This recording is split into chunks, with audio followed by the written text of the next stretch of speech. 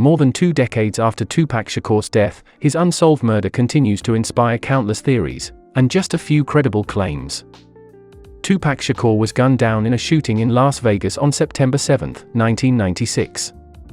The rapper was only 25 years old when he was hospitalized for his fatal injuries. Just 6 days later, he succumbed to his wounds. All that remains today is a legion of loyal fans and the enduring mystery of who killed Tupac Shakur.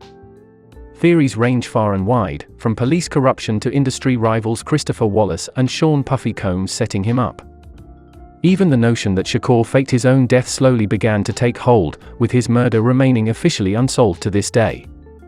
While some theories are more baseless than others, most evidence points to Shakur's fight with Southside Crips gang member Orlando Anderson as part of the motive.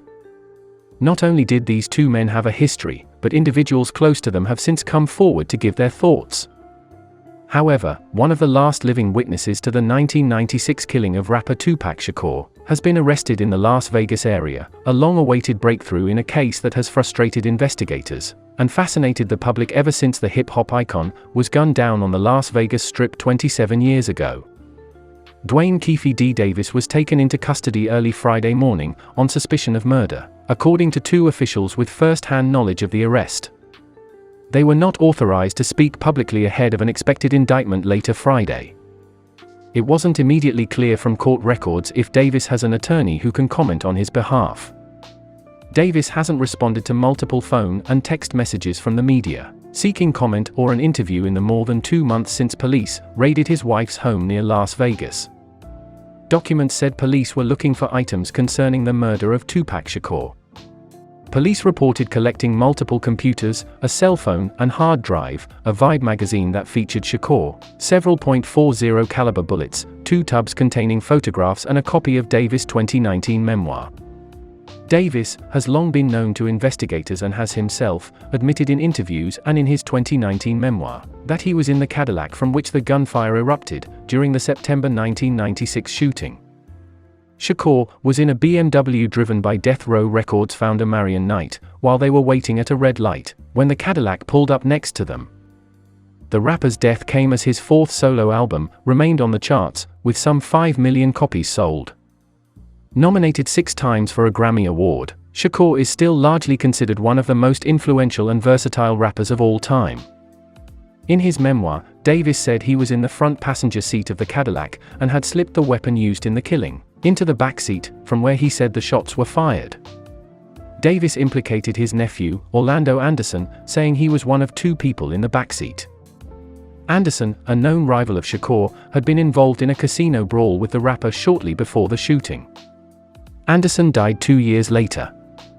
He denied any involvement in Shakur's death. Davis revealed in his memoir that he first broke his silence in 2010, during a closed-door meeting with federal and local authorities. At the time, he was 46 and facing life in prison on drug charges when he agreed to speak with them about the killing, as well as the fatal shooting 6 months later of Shakur's rap rival, Biggie Smalls. Davis has described himself as one of the last living witnesses to the shooting. Shakur was feuding at the time with rap rival Biggie Smalls, who was fatally shot in March 1997. At the time, both rappers were in the middle of an East Coast-West Coast rivalry that primarily defined the hip-hop scene during the mid-1990s.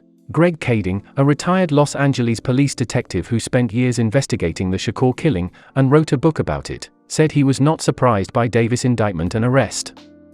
Kading said he interviewed Davis during Los Angeles police investigations of the killings of Shakur in Las Vegas and the slaying of Biggie Smalls. Kading said also that he talked with a Las Vegas police detective about the case, including after the SWAT raid in July at the home near Las Vegas.